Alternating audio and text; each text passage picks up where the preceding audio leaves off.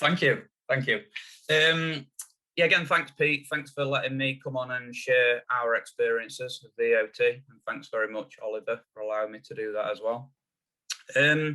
Just three things before I start. Even though I'm going to be sharing our experiences today, it doesn't mean that that's the right or wrong way to do it. I think, Pete, you said earlier that there's no one-size-fits-all approach to an EOT, and we've certainly found that over the months that we've been going through transition. Secondly, you'll hear me talk about Pete quite a lot because he's helped us. He's been very good, but this is certainly not a sales pitch to Horsens. You guys out there will choose who you want to use, but we use Horsens because we've got a great relationship with them. And Pete, you helped us very much through the process. We are a member of the OA. Very good value for money, Oliver, your organisation. We've had some great literature. We've used that literature to help with our communications, and we found it really good value for money. Thirdly, you'll often see me looking down at my notes. I've got no fancy slides. I tend to use notes, so if I keep looking down to my left, it's those that I'm following. So just before I start talking about our experiences, I'd like just to talk about the journey of essential recruitment into EOT. As the slide suggests, my name's Carl Wotton. I'm the finance director here at Essential Recruitment and ex-shareholder. The company was founded in 2006 by Gary Wilson. He was sole shareholder at the time. Fast forward 10 years, he's grown the company to a £20 million turnover organically. So we've been through no acquisitions, which we're quite proud of. And Gary decided to do an MBO in 2016, which Pete helped us with, bringing on 5 different shareholders, me being one of them. Again, fast forward another 5 years, we've grown the company even further. We send out around 1,500 temporary workers across East Midlands and Yorkshire. Our furthest branch north is Barnsley, and our furthest branch south is Burton. So we've got about 1,500 temporary workers, making up 95% of our business, and the other 5% is made up from permanent placements. We're hoping that as the economy changes, that 5% will become greater over time as businesses become more confident. So in 2021, last year, around July, Gary decided to retire from the business, and that obviously opened up quite a lot of opportunities to the other shareholders.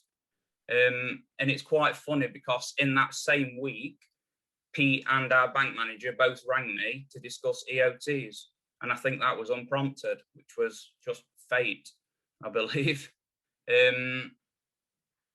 So we had a number of options open to us. I guess option one was to do a second management buyout. So we could have bought Gary's 25% in the business.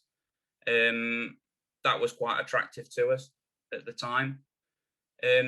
Secondly, we could have done a trade sale, but we've had approaches previously from companies, and to be honest, we just don't like them. It's not a friendly transaction. I think, Pete, you touched on that earlier. Too much to and fro in across the board table. They don't see our value in the intangible side of the business. They don't know how much value we add through that. So what we didn't want is to and fro in across a board table, selling to people that don't understand our culture. What we did want is something that would benefit our people and our staff, because ultimately they're the people that have made Essential Recruitment what it is today. So when we looked at the benefits of an EOT, these were the key things we looked at. We felt we could pass the equity to the staff without them having any personal financial loss. So they weren't expected to put their hands in the pockets to find a penny of the money. We've got a very close relationship with our senior management team, and I feel like that's very important in an EOT. So if you've got a close culture and you're all aligned, that's very important, because if you're not, you're just going to be pulling in two different directions, and the succession plan probably just won't work. Thirdly, we've got quite a young workforce, and I'm not being ageist there, but you can imagine if you've got a workforce all in the 60s, where is your succession plan? Because by the time you want to exit, those people also probably want to exit as well. So your succession plan would be for new people coming into the business rather than the ones that have helped build it.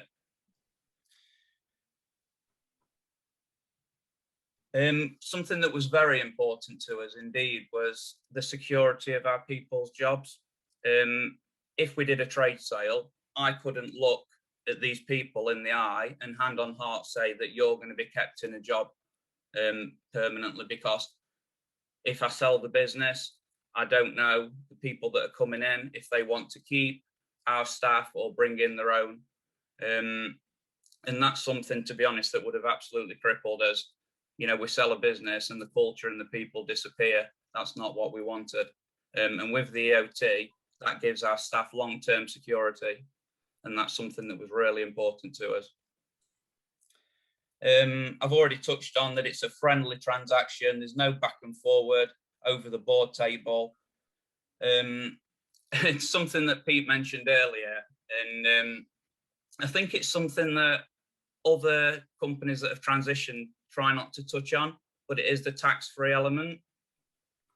So I think there's quite a lot of embarrassment around the fact that, you know, you're selling a business and you're not paying a penny of tax. Well, for us, we'd got one eye on that all the time. The main focus was always the staff, but we can't look beyond the fact that it's a tax-free transaction. I'm sure many of you will agree that you've paid enough tax over the years. So, you know, it's going to be attractive, isn't it, that you've not got to pay a penny of tax on this transaction. So that was certainly a factor in this. Staff engagement, very, very important. We have found that over the last couple of months, staff are more enthused. They're more excited about working for Essential Recruitment. They are certainly more engaged on the numbers. So I produce accounts every month, and there's probably 2 or 3 people that look at them usually. Now I've got 48 people that are interested in how much profit the business is making, because it's their money. Really good analogy that Oliver used earlier. It's like they own the house now and they don't rent it. Anything that sort of happens to that house is more of an interest to them. Something else that was important was the succession planning. So the analogy I use is that the directors of the company are almost like a cork in a champagne bottle.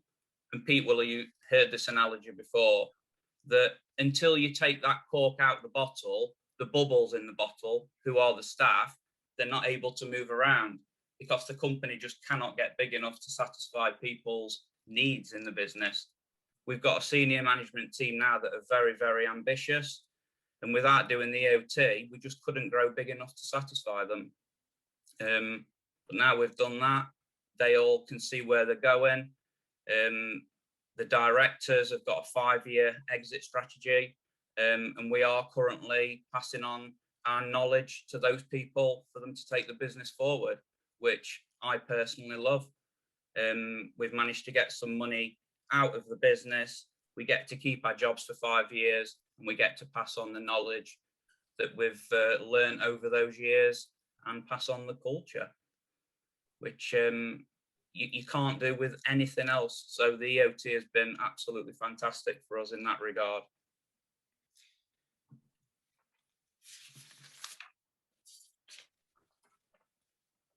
Okay, is that you sort of wrapping up, Carl? I've just got a couple more things. Sorry to stop you in full flow. Okay.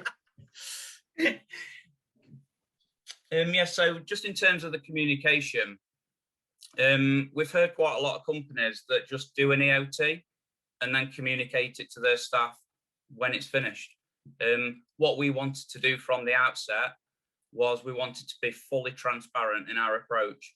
I think that's really important. So once we'd got the funding in place, which Pete helped us with from Barclays, and we got the lawyers in place, which was Knights, we got the tax clearance, which I think, Stephen, you helped with. Once we'd done the tax clearance and once we got the finance, we were able to start some of the communications, but not until that had been done, because what we didn't want is to promise the earth and then it fall flat on its face.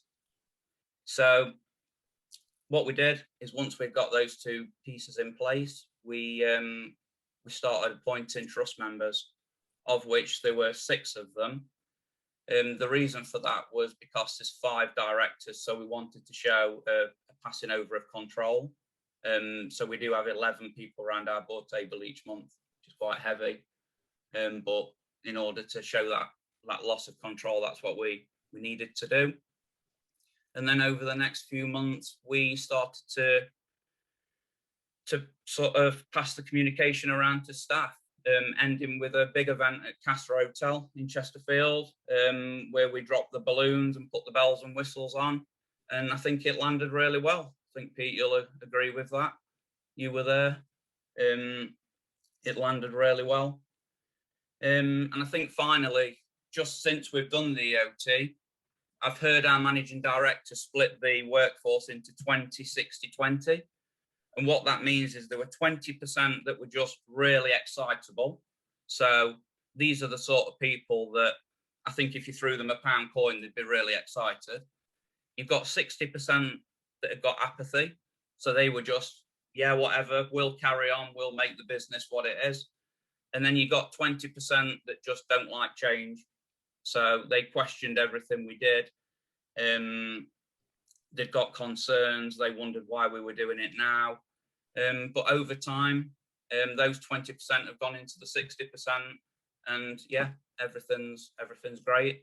We love the OT. We're pleased we've done it. And I'd highly recommend it to people as long as you've got the correct alignment of workforce.